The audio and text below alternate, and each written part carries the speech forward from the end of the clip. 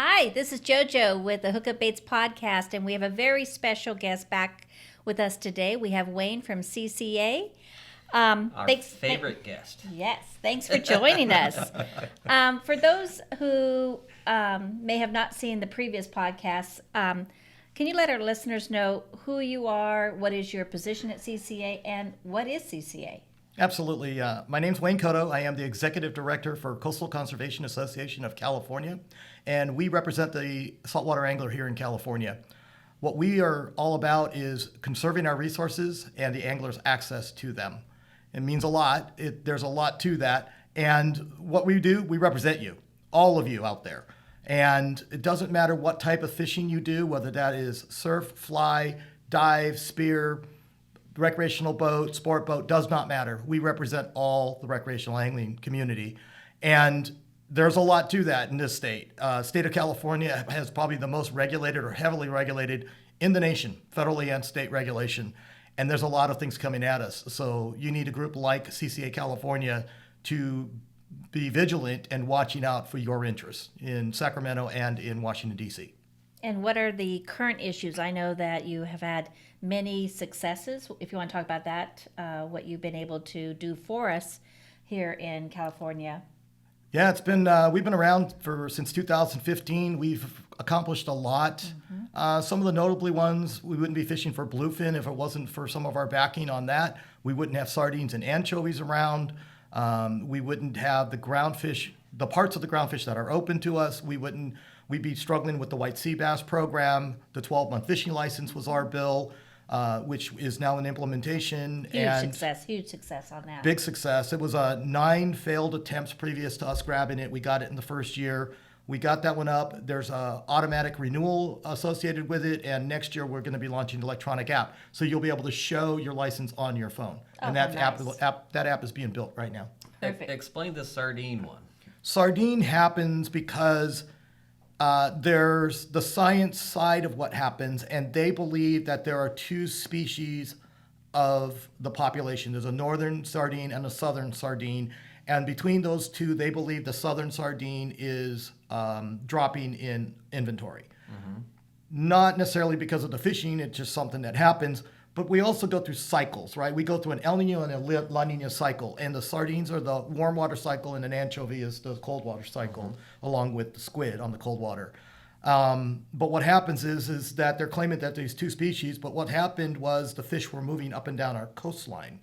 And the other side of it was that the feds that are doing the stock assessments only were doing stock assessments in federal waters 3 miles and out. All of our fish have been... Sorry, I can't help. All of our fish have been on the state water side, 3 miles and in. They've been sitting up on the beach. Yeah. So they were not accurately assessing all of the inventory correctly. Yeah. So because we weren't getting our proper stock assessment, they're filling in the model with a subpar assessment. We were getting hurt on that, right? On the review and the reports. That was a mistake. So we had to get engaged with us and the SAC fleet and others, the spotter planes, the wet fish producers, to work together to talk to NOAA, National Marine Fisheries Service, to show them why they were missing a major part of the inventory, and then get that qualified, included into the model so that we can move forward. So it's very complicated, but that really is the process. Yeah. But with just the data they had, they would have said, if it was just them, and if we had there's listened, not many sardines, got to stop. Well, they did is they shut down the commercial fleet from wrapping them and processing them, right? And that they were removing them from the ecosystem. Yeah. What we also approved was that we never removed them from the ecosystem. We net them up, we put them in pens, we put them on our boats, we take them out, we use them, and then we let them go. They never leave the ecosystem. So we're not hurting the stock or the process or the ecosystem balance. That's not what we're doing. It's a massive we're just commercial using it. fishing of them. They're removing them and exporting them. Yeah, gotcha. Yeah, there's a difference. Gotcha. And can you touch base? I know there's been a lot of changes, et cetera, with the rockfish fishing. Can you? Yeah, that one's another one. We went through COVID, and what happened was the state and the Fed didn't do their part of the stock assessments. There was data that was missing. And the worst term that we ever see or hear about in fisheries management is best available science. Well, that means that they have no science or very little science, but they have to extrapolate to the whole, put it in their model, and the model says, guess what? Right? If they don't do a good stock assessment, they're not capturing it all, then the model says that you're overfishing. If we catch too many fish, they say that we overfish. If we don't catch enough, their models say, oh, the inventory must be crashing, even though it may not be. It's just the effort isn't there because we have other sources, right? We've been fishing for bluefin. We're fishing for yellowtail. Yeah. Year-round for There's how many so many years? factors. So we weren't fishing for these other species. Oh, but the stock must be crashing. Well, here's the rub on all of that. If you're fishing really good, that means the stock is there. If you're not fishing it because you're fishing for something else, that doesn't mean their stock isn't there. But here's the rub is that we have so many protections in California.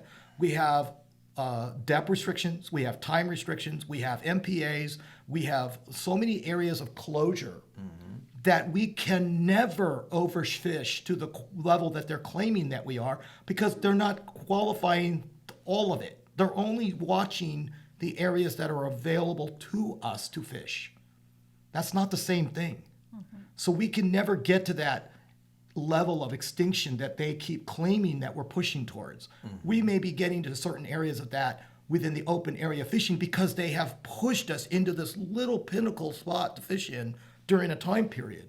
That doesn't mean that all of this isn't still available and healthy.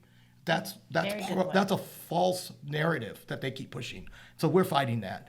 The other side of it is that conservation is part of our name, and the fishing industry and the hunting industry are about conservation. We started it, we pay for it, we do it. Fisheries management and hunting management is about that sustainability of our sports for our future. We believe in it, we push it, we do it. What's happening is the extreme environmental community takes our conservation efforts and they take it to an extreme. And then they blame us that we're the enemy for it. There's nothing worse than that we've been doing the work all this time for the right reason. We don't want to kill all the species off. We don't want to take those species down to that level. Why? Because we're doing that work so we have a future for the kids, the grandkids, and the future. We don't ever want to get to that. Yeah. But what we're finding in the models and the reports and everything, all they're ever doing is looking in the history. They're taking the data, process it, and say, you overfished, you crashed it, blah, blah, blah. And I look at them now and I go, I don't understand. There isn't an industry out there that's alive that looks in the rearview mirror and waits for it to crash before they do something. Why are they not taking those reports and forecasting forward like everybody else in the world and putting the brakes on things before it happens? You see a trend and it's trending down and it's trending down too fast or what? Tell us. We take the foot off the pedal. We saw something going on with sheep's head, we took our foot off the pedal. We see this inventory going down. We self-policed ourselves on copper and quillbacks and other species because we don't want to get there. But they wait until the crash and then they want to go into closures and these extreme measures and everything. It didn't crash overnight. It didn't happen in 1 year, right? So the trending models aren't quite correct and they need to change the models. They need to affect the way they do the process. They need to work with us to help them to help us better. And that's the new method and the message that we're really delivering at the Fed and the state level. And it's starting to resonate. They're getting it, that there's room for improvements, that there's ways that they need to change their thinking.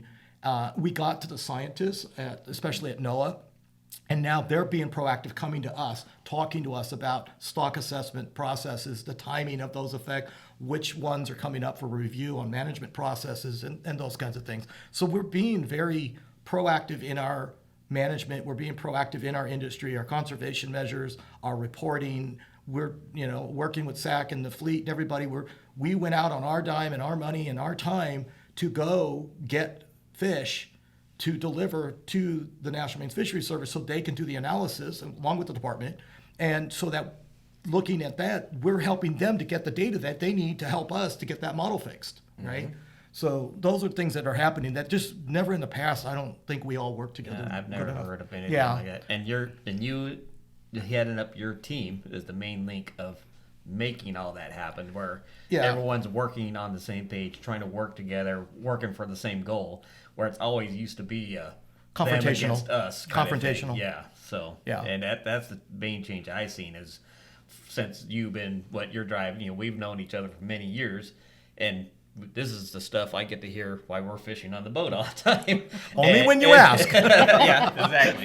But I find it fascinating, and I love hearing about it. And it's that change of where you have been working very hard to get everybody working together. That's the we built, especially what happened with the 30 by 30 movement. We started building these coalitions a few years ago, and the coalitions there's a fishing coalition, so it's all of the groups that make up the industry of fishing working together and talking, whether that's at the Fed level, the state level, different industry partners. Then we also started one on the outdoor recreations and the hunting and shooting side.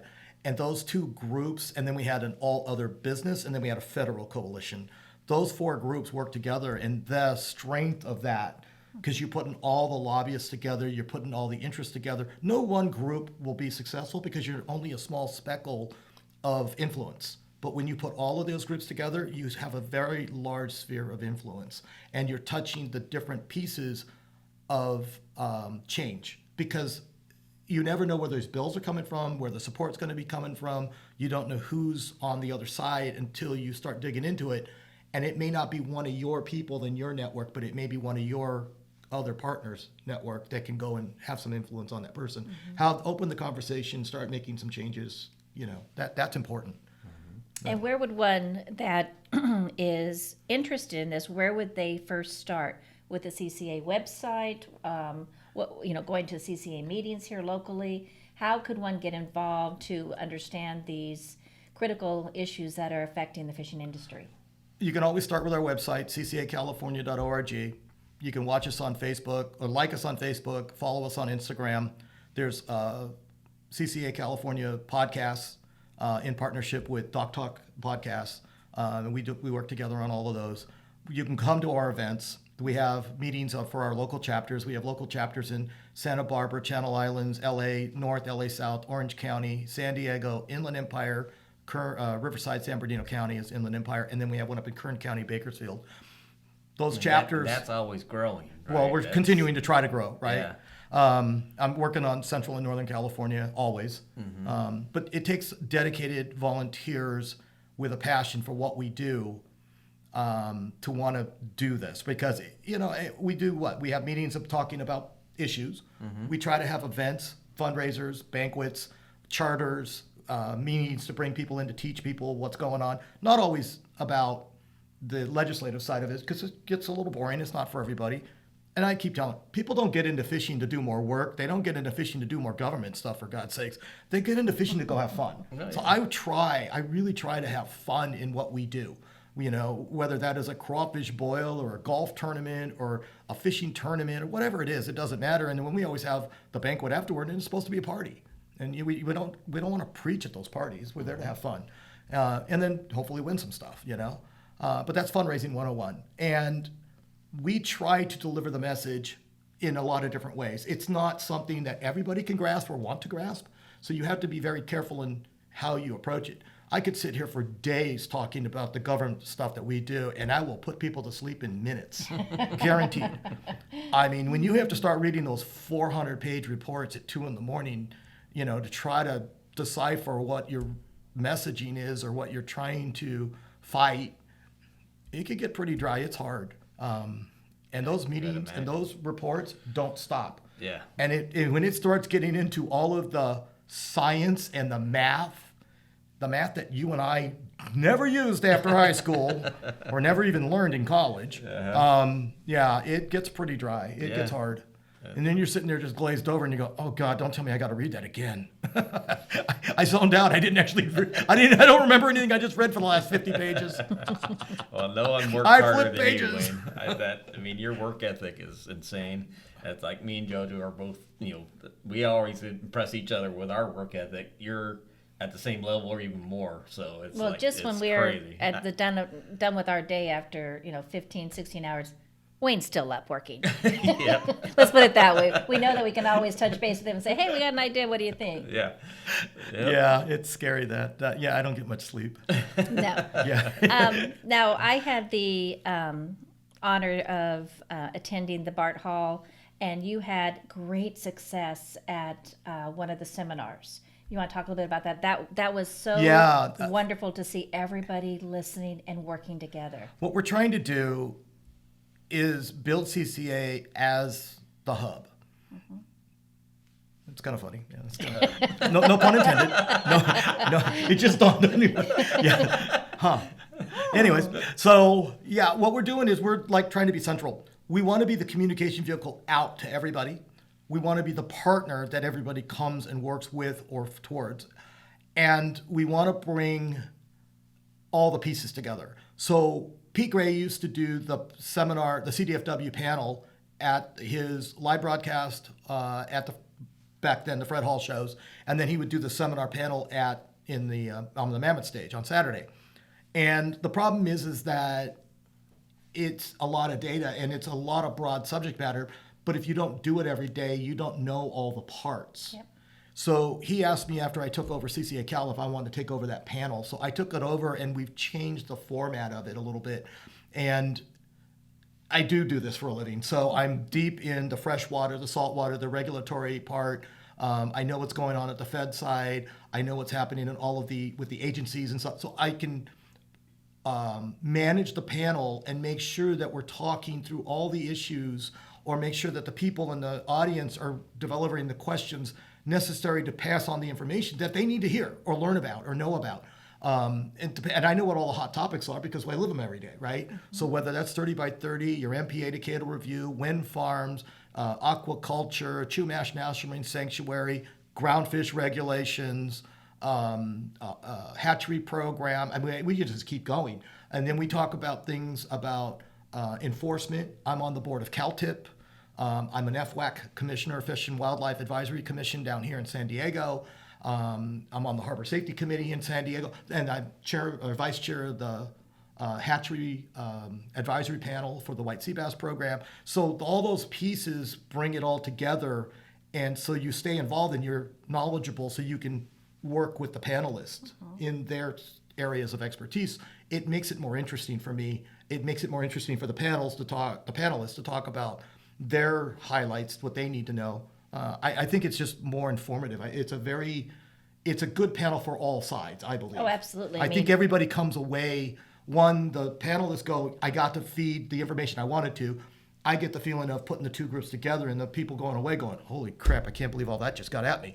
I mean, it's a crash course of, this year it was 2 hours, straight through. But you could have kept going. I mean, everybody was engaged. Yeah. Everybody in the audience, they wanted more. But I mean, there was a time limit for the next seminar to come up. But that's a great job. But it was okay because it sparked the questions in the people in the audience. Yep. If they wanted further information, every one of those panelists were over at the CDFW booth. So you just keep going. And if anybody had any more questions, just come to our booth, because I'm in there, and then we can keep talking through the subject matter. If it opens up your eyes, if it makes you think, if it makes you engage, we did our job, right? We're planting the seeds. Very much so. Yeah. If someone wanted to become a member of CCA, how do they do that? You can go to our website. We're a grassroots membership organization. It's $40 a year. You can go up and join. We do lifetime memberships starting at $1,000. We have guys that have gone $10,000 and more. We're a grassroots organization. Our whole way of existing is fundraising 101, memberships and fundraisers, our banquets, our events. We do this thing called Contribute to Conservation. So as an individual, for as little as $10 a month, you can put it on your credit card, and we get that $10 every month, and it just helps, right? It's less than what you can do for lunch. As a business, what people asked was, how do I write it off from my business side versus my personal account? So we started this program called Annual Financial Sponsorship, and you can write the check from your business to us, and we are a 501c3. So you can take the write-off from there, and then as the business, you can be one of our sponsors. And so there's a whole program for that. All of that is up on our website, ccacalifornia.org. Wonderful. Oh, and as part of the Contribute to Conservation, we're involved in that program. If you start from right now, join the Contribute to Conservation, every month we're going to have vendor-sponsored gifts, right? So this next month, June of 2023, AFCO is going to give, I think, 25% off. Wow. For the month. And I think Okuma is either doing the same month or the month after, and I think they're 25% off on their website. And what you did is a coupon code, and you can go buy stuff. So, and we're going to work with partners every month and have a promotion for those people on the C2C program. So you're more than going to get your money back on that contribution in your savings. Absolutely. And support our sponsors. Absolutely. And then you had a booth at all the shows, the recent shows. And how was that, having the shows back? I mean, we've not been able to do that due to COVID. What was your response of people coming to the shows, coming to the booth? They could sign up right there. We did 7 shows in California in the first 3 months of the year. It was a lot, on top of everything else that we do, right? All the government relations and everything. So it was a lot. It was, the people that came out were enthusiastic to be out. They liked the shows. You know, some shows were more supported than others. I think people had a little bit of cobwebs coming out, starting the show circuit again. Mm-hmm. So, but I mean, as far as the shows, I think the enthusiasm got better as the year went on and the weather cleared up a little bit, because in January it was cold and wet. Mm-hmm. But that actually went all the way through March this year. So we had some issues at some of the shows, you know, especially in Northern California. Mm-hmm. But as we got through the year, we got to the Bart Hall shows and the Pacific Coast sport fishing shows, people came out in droves. There was a ton of traffic, and they were enthusiastic. The sponsors all came out, the vendors, so you guys were there at the shows, and you saw the traffic. I mean, sometimes it got pretty busy. I had crowded in those aisles, you know. I actually, in the beginning, I liked the slower pace of some of the shows because people could walk, stop, talk. You didn't have to yell at people. They weren't 5 deep, you know. I think you miss something having too much of a crowd. I don't like the fair crowd level I agree. at times. There's a good happy medium. Yeah, I like it when it's just flowing through. A medium-sized crowd. Yeah. That's the best. And then for sure. It's funny because as soon as one person stops, then the next person stops, and the next person stops. And it's so funny to watch that. So it's like a social experiment. Yeah. You know? I love people watching when I'm at their shows. Yeah. It's great. What events do you have coming up in the next couple weeks to a month? What would you be aware Well, here of? down in San Diego, we have the Apps and Taps Beer Festival that right at Portuguese Hall for the San Diego chapter at June 17th. You can go up to our website or our Facebook events, and either one will have all of our events. Orange County will have their golf tournament later. We will have Santa Barbara's talking about doing a golf tournament. We have Top Golf out in the Inland Empire chapter coming up. There's all those kinds of things. We have other fishing events coming up, member charters and stuff. Go up to our website and under the events and go look for what's up there. Look at our calendar. Each chapter holds meetings. If you want to know more, you can go to those meetings. That's usually with the board, and then quarterly they're supposed to have meetings out to the public, to the membership, and to the general public. A lot of times they're either seminars or golfing or a beer hookup at one of the microbrews. Yeah. You know, one what of our about sponsors. the country western? We missed that. Yeah, that was fun. Boy, that Yeah. sounded like a lot of fun. Yeah, that was fun. That was a Santa Barbara chapter last year. Well, we did some dancing at the Apps and Taps last Yeah, year. and that'll be happening again. We got the same band coming in. We did a great band. Yeah. And, Old and guys rule band. And great alcohol. And Oh, the food, everything. Yeah, and this is alcohol, always a fun event. We start dancing. Yeah. One other thing that we have coming up is our largest a reward is the Anthony Shea Award, which goes back to somebody who we want to give back from the industry doing conservation, right? This year, the recipient is Bill Shedd. Oh. And nobody deserves it more than Bill Shedd. He's been doing it his whole life. He gives back so many levels, federal, state. August 3rd, we're having an event over at, starts at Hub SeaWorld Research Institute in Mission Bay, and then we're going to go over to SeaWorld and have the actual event. So look up on our website. It is now up there. Go up, and it's limited on space, obviously, because of where it's at. But we definitely want to honor Bill Shedd for his legacy of the hatchery program, his family legacy with SeaWorld, everything he's done for conservation at the federal and the state level, all the support he's given to the industry, all the fishing clubs, all of the tournaments. They give back. AFCO gives back 10% of their profits every year to conservation. Yeah. That's a minimum, because I guarantee you the amount of money Bill has given out of his own pocket is more than that. So I got a story about that from when I was up in Alaska. They mentioned Bill. But do we have to take a break? Probably a good time. Let's take a quick break, Yep. and we'll be right back with the Hookup Baits podcast.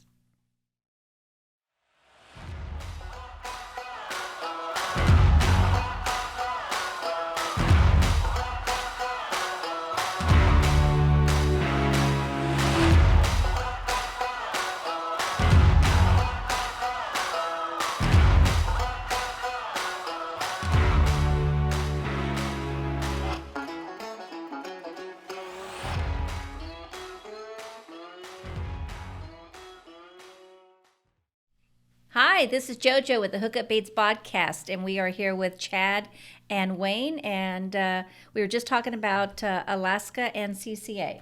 Yeah, well, it just so happens when I was up in Alaska, and you talk to the guys at the restaurant or the bar afterwards, and the saltwater guy at the resort I was staying at Glacier Bear, he lived in Oregon, and he is very involved with the Oregon CCA there, and he was telling me how CCA Oregon is very impressed by what CCA California is doing and what they're accomplishing, and he was saying how CCA California is a great example for CCA just in general.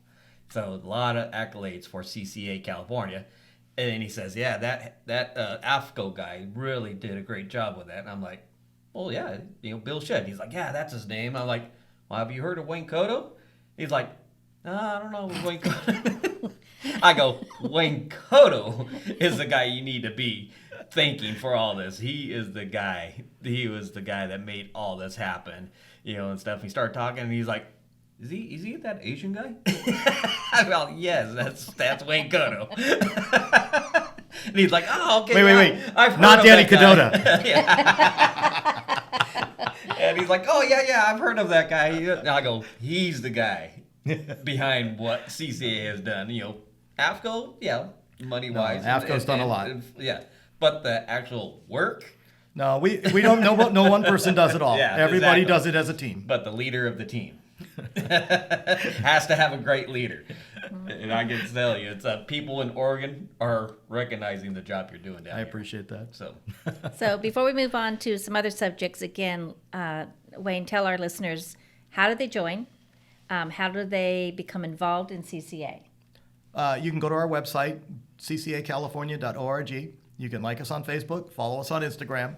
If you want to go to one of our events, go to our website under events, or you can go to our CCA California Facebook page and go under events.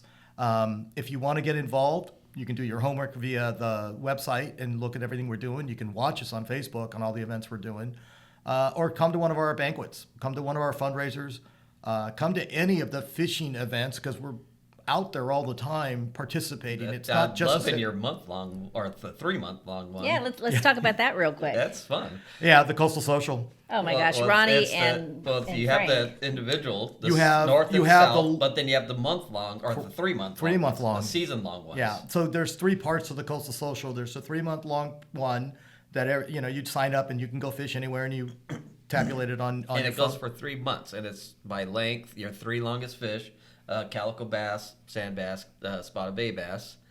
And we already did the winter. We're in the middle, almost to the middle of the spring right now. Then there's going to be a summer, right? Right. So, and and you can join anytime. If you're going to go out fishing and you feel like you're going to catch a lot of big bass, join. Yeah, why And wouldn't prizes, you? Prizes, I won $500 worth of prizes Did last you see what Ronnie season. and Frank won? I mean, Yeah. they were on fire. Yeah. So, I mean, the prizes are awesome. Yeah. And you can beat them. Really, you can. They're not unbeatable. And really, we need more competition, guys. Yeah. Really? You can't let them win everything. Yeah. But yeah, there's that. And then there's Coastal Social North and Coastal Social South. Oh, and there's boat and kayak division. And kayak division, exactly. In 2024, we are going to try to launch what CCA calls the Star Tournament. And the Star Tournament is the big fundraising fishing tournament for CCA state chapters.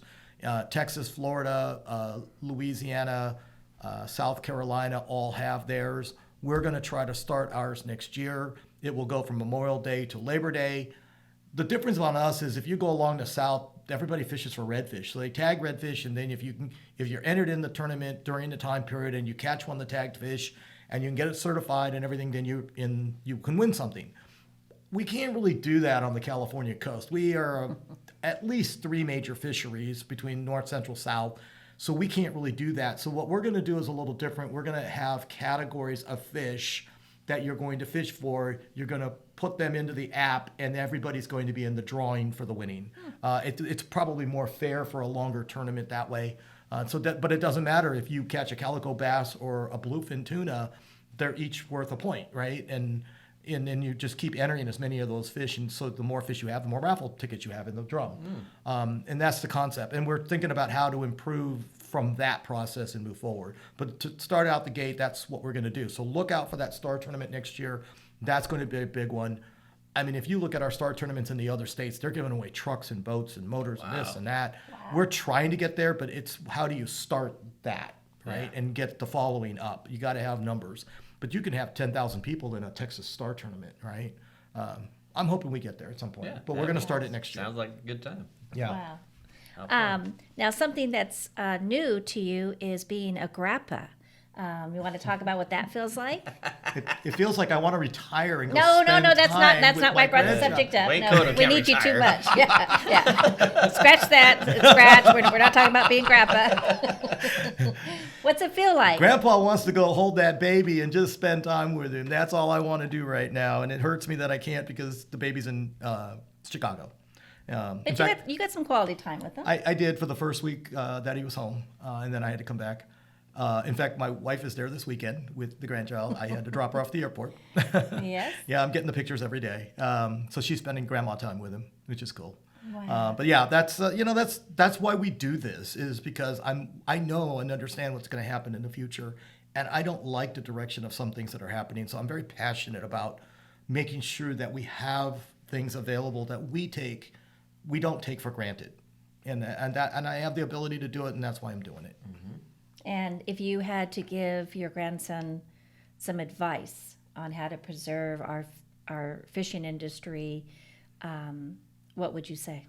You have to be involved. Mm-hmm. You have to be part of the solution, not just sit on the sideline and be a keyboard junkie bitching about what happens out there and not be involved. That's the hardest part. We get it all day long. People telling us what to do, how to do it, but they don't stay involved. They don't know the process. They've never come to a meeting. They've never engaged. They've never written a letter. They've never testified. They don't know the science. They don't know the agencies. They're not networked with the people that are making the decisions. So where's your influence other than being a keyboard jockey? And I don't give cred to keyboard jockeys. Good point. Yeah, I'm about execution. It's how do you get it done? I love it. Yeah. Same like you can't catch a world record unless you're fishing. No. Right? Same principle. So a dry lure never catches a fish. Ask a fly guy.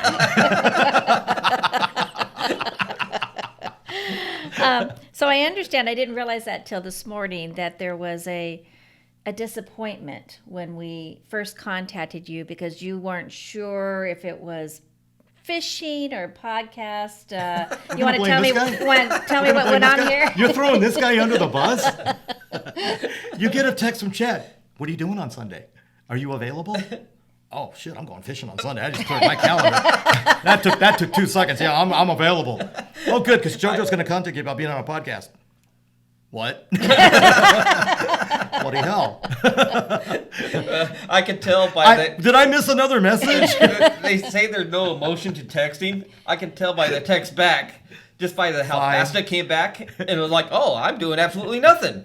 I'm like, "Oh shoot, he thinks we're going fishing." He's excited. I can tell by the text. A he's guy excited. that's jonesing to go fishing, to go on the Hookup Baits boat and go and enjoy the favorite thing that I love to do out there on the water. Mm-hmm. Well, look how much fun we're having still.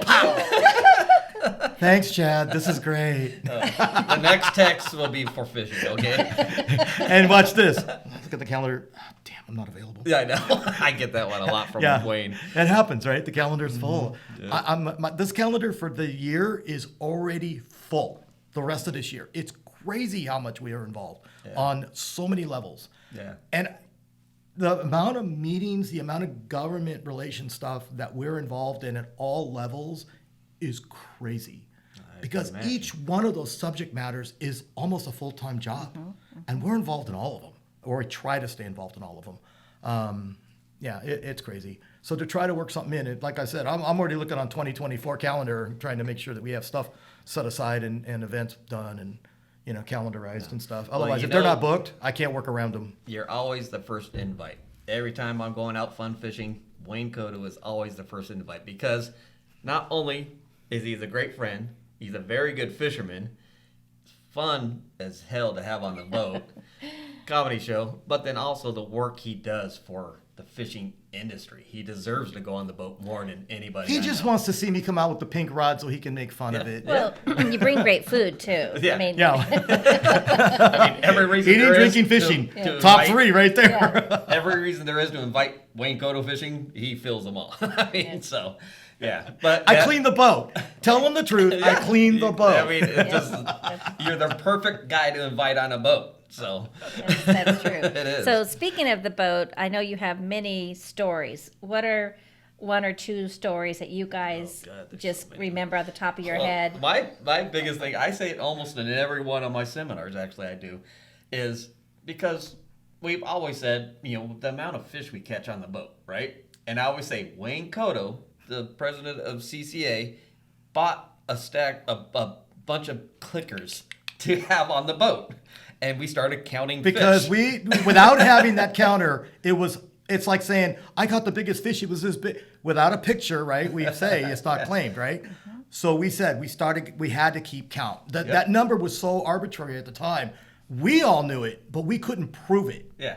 And then we started keeping count. We're like, we were grossly understating that number. Actually, even more than what we were thinking. We started it was. setting what we call records everywhere. Cedros was one of them. Yeah. We saw this thing on the wall at one of the places, and They counted their fish. they counted their fish, and then we're like, okay, that's a good we number. brought We got clickers. there and we killed that number. Oh my doubled. God, nobody's gonna touch that record. But it was just that one trip down the coast when we did 536 Oh, God, or yeah. whatever for 4 guys in one day. I mean, and that was clicker. That was clickered on fish. the clicker for real. So I mean, Well, and we do it on other people's boats now, right? Benny's been doing it for years, and we don't hit those numbers. And we do a lot of good fishing. We've had days, but it was one of the things. Tommy P and I got on the boat, and he goes, we were fishing, and we took a break, and we were slaying them. On the way in, he's like, God, you guys almost broke the record. And we were like at 111, it was like 121 or something like that. I looked at him, I go, well, when were you going to tell me that? I would have slaughtered that record if I hadn't taken a lunch. And I would have not taken a lunch.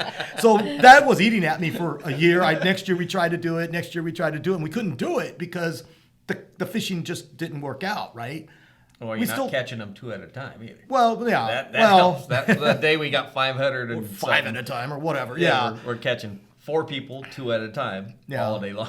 That's the only way. Until you I get wasn't those doing it numbers. because my arm was getting sore and he gets mad at me. You're not doing a double rig. I'm like, yeah, okay. Man's got to know his limitations. I want to fish tomorrow. But yeah, we were on Benny's boat. So Tommy and I finally beat that record a year ago where we finally surpassed it. I was like, thank God. Now, so it's one of those things. Once you have it in the back of your mind, that pressure point that you put yourself to, it's a different game. Yeah. Well, Kind of like tournament fishing for you. Yeah. well, also, I mean, when you've had Tim on the boat with Wayne Oh, or Panda. Frank. Panda. Oh, Panda's the best topic on the It's boat. a comedy show. I mean, and you can't ask for a better day. It's just a constant comedy show and catching fish all day. I mean, how could you not have a better day than that? So Oh, there's Panda at so the front of the many boat. memories. The sounds, the sound effects. Oh, the is face classic. expressions. Face expressions. Oh! They always say there needs to be a Frank soundtrack. Push the button, Frank. Well, we have stickers. Don't forget about the stickers. Oh, my God. We've got It new does- stickers, and I got a new run of stickers. It never fails. If Frank is on the boat and Chad's on the boat, all I have to do is stand there. Frank will come up and it'll be a PB for him until a minute later. This man will always outfish you. I mean, it used to be like a joke, but as like it's a thing. Now. It happens. It just that trips me We out. laugh. I don't Tim- understand how that happened. Tim with his sheep's head. Yeah. He was like, oh my God, this is a monster. Hold, please. That was, Chad. that was the biggest sheep. Then he until caught you a see this second one right after that. I'm like, really?